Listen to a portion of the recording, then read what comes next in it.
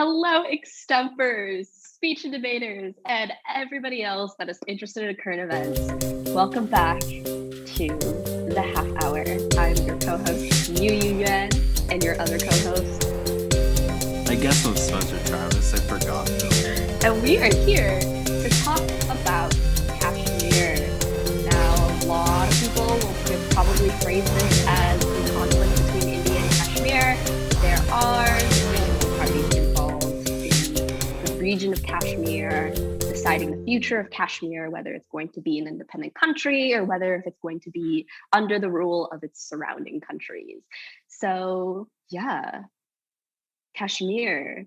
Let's talk about it. Let's dive in. Let's talk about the tea, the controversy, the conflict between nations and within, I don't think that was an ad, and within Kashmir itself. Yeah, I don't know. I'm pretty excited for this episode. I don't know about Spencer, but Yeah, if I could pick a different topic, I would pick a different topic. Yeah, but that's part of the reason why we're doing this episode is because we know y'all get these types of questions in your Extemp draw, and it might be your last resort. So this episode, it'll help you. Yeah. It'll help you. I think, admittedly, like we've had a lot of episodes, and we've done a lot. We're almost on 30, right? And we've done some really we've done a variety of good episodes, and to be completely fair with everybody, this is still a good topic. It's just maybe not my most interested one, right? And it happens, not everybody gets, but sometimes you do have to cover it. It does have to be talked about, right? It's not the famous, I like most of the things we talk about on this podcast. This one's just, for me, it's a little bit slower. So in conclusion, Spencer is a hater, but that's okay. Yes. I will pull you through this topic by myself. I'm just kidding. Spencer will speak too, I guess. All the way back to episode 7 on the U.S. debt ceiling, that YuYu blatantly tells us in the intro that she does not like this topic, okay? So I have no shame for saying what I want to say. This podcast promotes freedom of speech. I'm sorry, I'm not a stats girl. I'm not an econ girl. I will admit that, but I am, so I will be here, and Spencer will be here, and this is how you have us two as your we complement each other with our opposite interests, I guess. But yeah, before we dive into this episode, just a disclaimer: if we pronounce any of these names wrong, we apologize in advance. We'll do our best to pronounce what we think is the correct pronunciation, but if there is somebody out there who knows the pronunciations, listen to them. Yeah. And the second thing that I want to talk about is our social media. Please, please, please go follow our social media. Go follow us on Instagram at the Half Hour Extemp Podcast, and also on our Twitter with the same handle. It is vital because we're going to post a poll about what you want to see for the next episode. And if you want to have a say in what we cover, go vote, go follow our socials. We're also going to host a Q&A session on our Instagram. So if you also want to ask us questions, go to our Instagram, follow us, and make sure to check our Instagram stories. That Twitter poll will be posted when this episode goes live. Because of my laziness, this is actually a double upload week. So this episode should be on Thursday. So once this episode is live is when the poll will be live, or at least we'll try to coordinate it somewhat. So go check out the poll, Twitter link in the description. Let's go. Okay, so back to the topic. I will let Spencer start us off, even though he hates this topic. Listen closely, very closely. We're going to start with some historical context. Kashmir has been an area that is historically one of the most volatile in the world. There have been 3 major wars and 2 minor wars in this region since pretty much it became a region. In August of 1947, India and Pakistan were on the brink of obtaining their independence from Britain. Britain, which was led by Governor General Louis Mountbatten, divided the British India Empire into India and Pakistan. After the breakaway, there is a difference with Kashmir. The area is heavily Muslim populated, but the leader of the area happened to be Hindu, which gave way for Kashmir to, be under Indian control. The ruler of Kashmir, Maharaja Hari Singh, decided that Kashmir would be independent as a result. Later, there persisted to be outroars against the ruler, which led to the First Indo-Pakistani War. And near the end of 1948, both basically agreed to a ceasefire, and a line of control, also known as an LOC, became established. But the LOC was insufficient. So the UN stepped into play as a mediator. And with this, the UN implemented a 3-step process to ease the tensions. The first one was all Pakistani nationals who entered Kashmir to fight were to be evacuated. The second one is India was to gradually reduce its forces in the region. And lastly, India was to appoint a referendum administrator who was nominated by the UN. Looking at it today, the problem persisting in Kashmir looks to be a target of minorities, specifically the Hindu and Sikh communities of the Muslim majority valley. Indian officials claim that the issue is being carried out by the Resistance Front, which is the TRF, which is a Pakistan rebel group, and a group that is made up of primarily local fighters. India has stated that Pakistan has supported the issue. However, Pakistan has claimed that it only has provided diplomatic and moral support to the Kashmiri people. In August of 2019, Prime Minister Narendra Modi abolished Article 370 of the Constitution. This has, quote, ended Kashmir's autonomy and removed its statehood by splitting Indian-administrated Kashmir into the 2 federal territories of Jammu and Kashmir and Ladakh. As a result of this, the TRF emerged. And for the most part, the TRF has only used small arms, such as pistols, to attack the people in Kashmir. The TRF has claimed that it is only attacking those who work for Indian authorities and not civilians. The violence that has occurred within this region has led its way to dozens of Hindus and migrant workers fleeing Kashmir to the Jammu region. That's a pretty straightforward, real fast history of the world, I guess, form of breakdowns, I guess. And it really does show that, kind of historically speaking, this has a lot of ties to what we're seeing today. And that's kind of why I broke it down. I guess I broke it down into 1947, 1948 today. Like, really simple. You can draw the comparisons. It's still pretty much there. It's an issue that's been pretty much 80 years in the making. But yeah, YuYu, I don't know what else you have to say on that. That's pretty straightforward from your boy. Yeah, I think, like Spencer said, this is a very historical topic, meaning the conflict arises mainly from historical roots and what has happened in the past and how that hasn't really resolved itself in the status quo. So I would also mention that this heavily ties back to the history about the partition of India. I know y'all probably heard about the partition of Africa, but the partition of India was something that was specific to India and how they decided to split up these territories after gaining independence from British rule. And these mainly arise because of the differing ethnic, religious beliefs and tensions within the country, and also a consequence of how Britain decided to split up India at the time and kind of spread their influence and their control in India. So I would definitely go check out the TED Ed video on the partition of India to learn more about the conflict and why it exists today. That will be linked in wherever we have our sources linked. So I'll keep that there.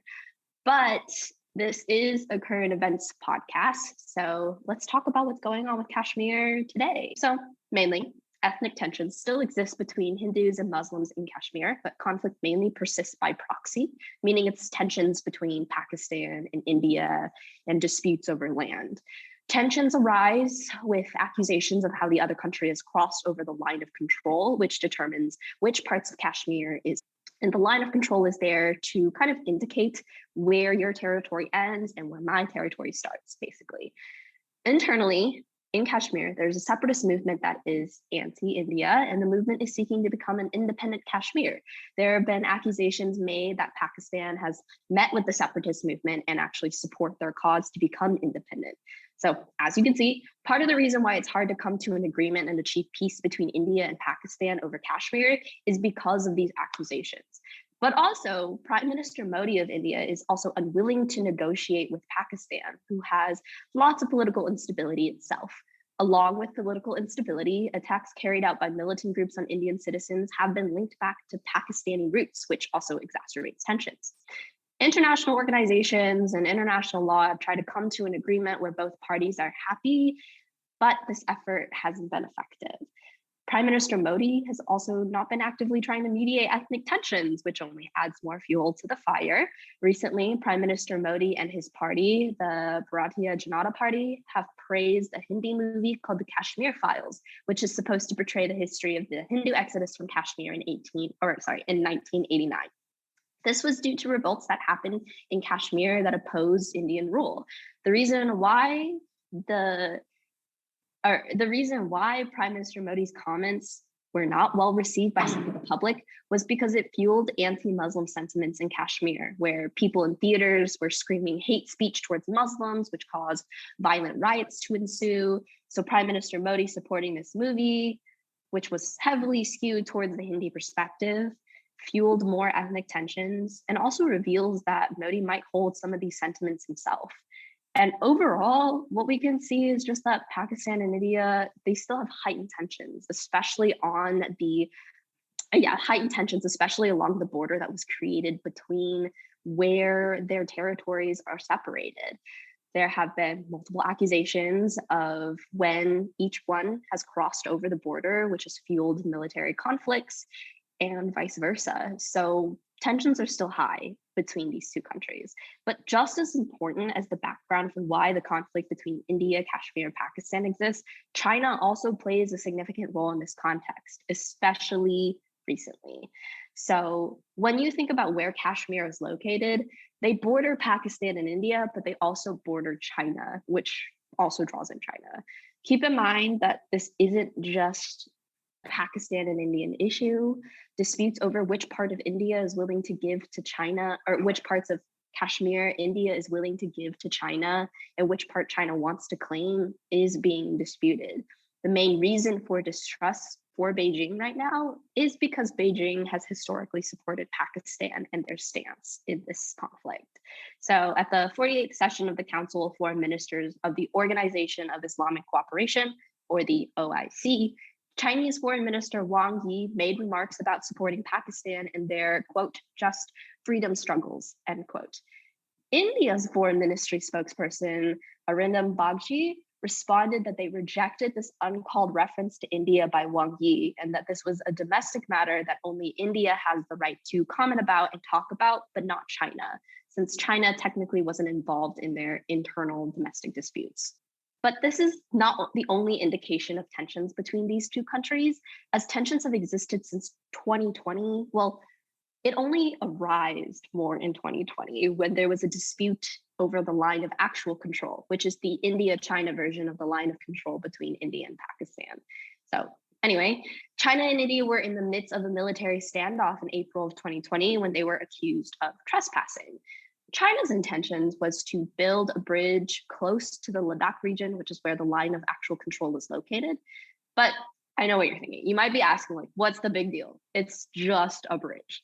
Well, to the Indian forces and Indian administration, it's a threat. So they view building infrastructure along the border as a way for the Chinese forces to mobilize their troops quickly. They seem to call it the Chinese way, and which just means that building infrastructure is a way for China just to mobilize their forces easier and to get around easier, which is like partially true. By building infrastructure, you're creating roads and you're creating spaces for people to kind of move across. But India views that as a threat to their sovereignty and their land or their ownership over Kashmir. So these tensions fueled infrastructure projects on both sides of the border so that forces could be mobilized quicker in the case of a military conflict. And as you can imagine, these tensions still exist. However, Wang Yi actually addressed the accusations and denied that he ever said what he said about supporting Pakistan. It was also written on the Chinese Foreign Ministry website that his statement was just that China was willing to resolve disputes in the Middle East, and there was no specific mention to Pakistan or to Kashmir.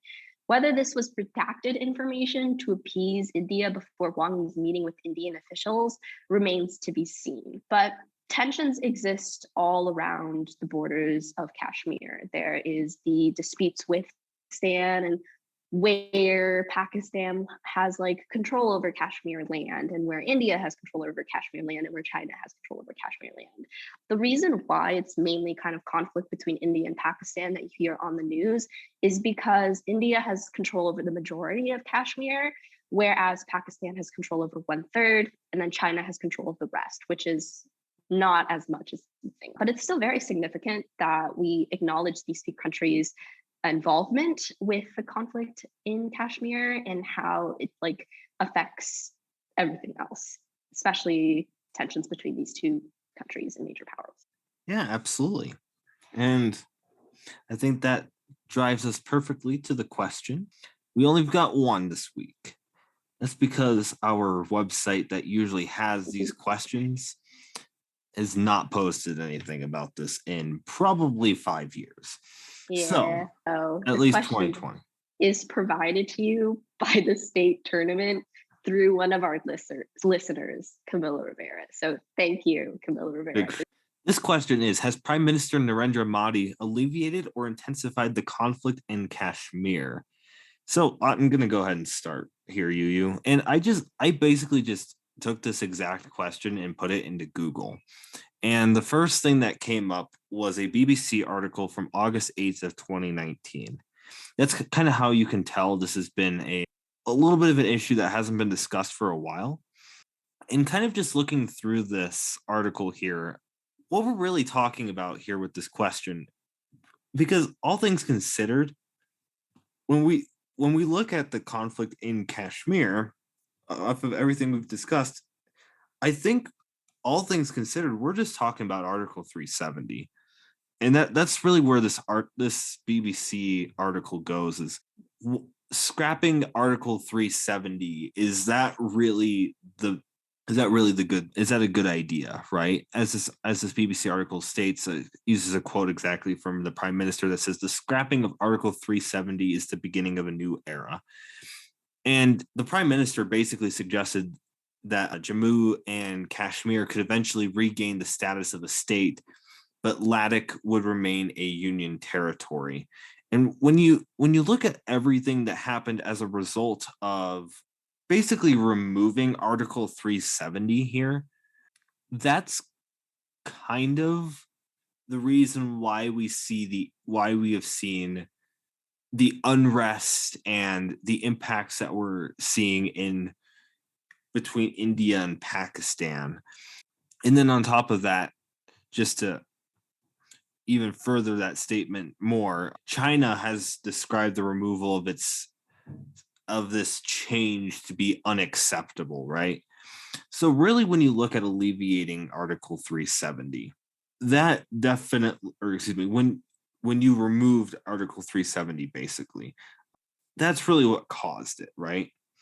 Has there really been much more than what we're being shown, at least from just like the basis general research of what you would probably do before your Extemp speech? It doesn't look like it's much more than 370.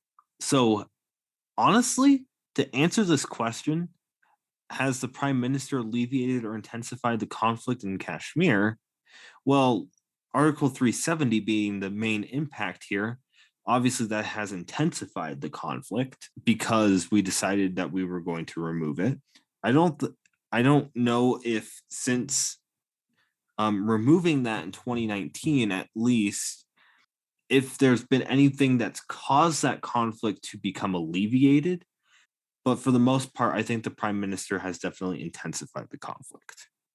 Yeah, I think I would have to agree with Spencer's answer that Modi has intensified the conflict in Kashmir. And if it's not intensified, he hasn't really done anything to alleviate tensions in Kashmir or the conflict in Kashmir.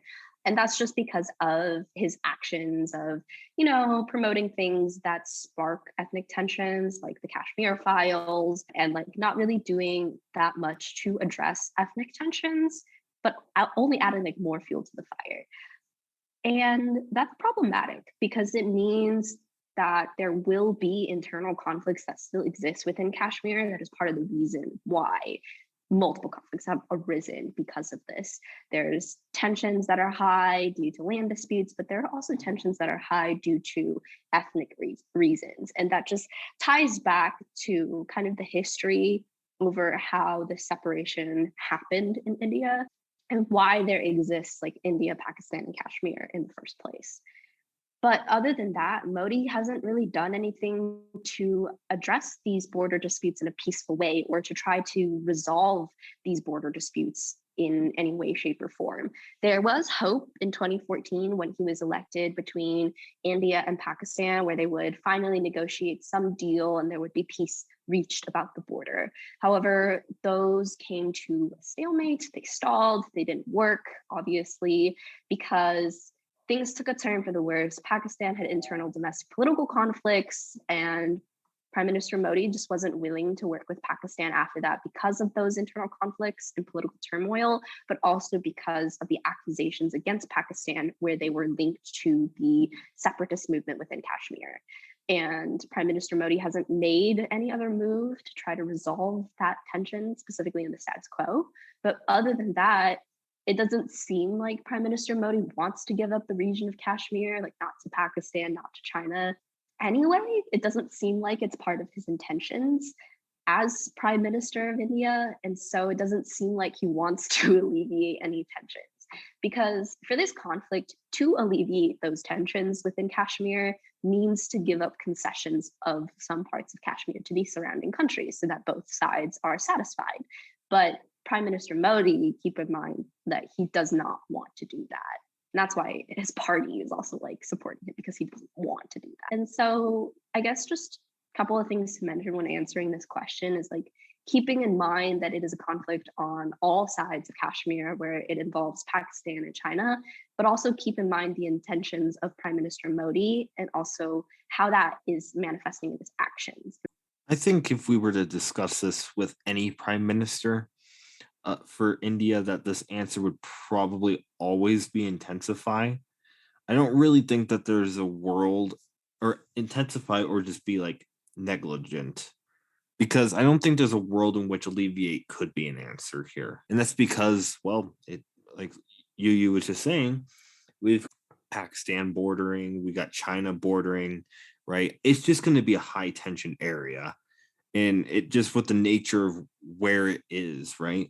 And kind of nature of its history too, where like we were just talking about earlier with British control. But the one thing that is, because if that area was to, reasonably speaking, right, if that area really wanted to be a part of Pakistan, because that's the majority of the people, right, following the same ethnicity going into that area, right, would we be seeing this conflict? Probably. I don't really think so.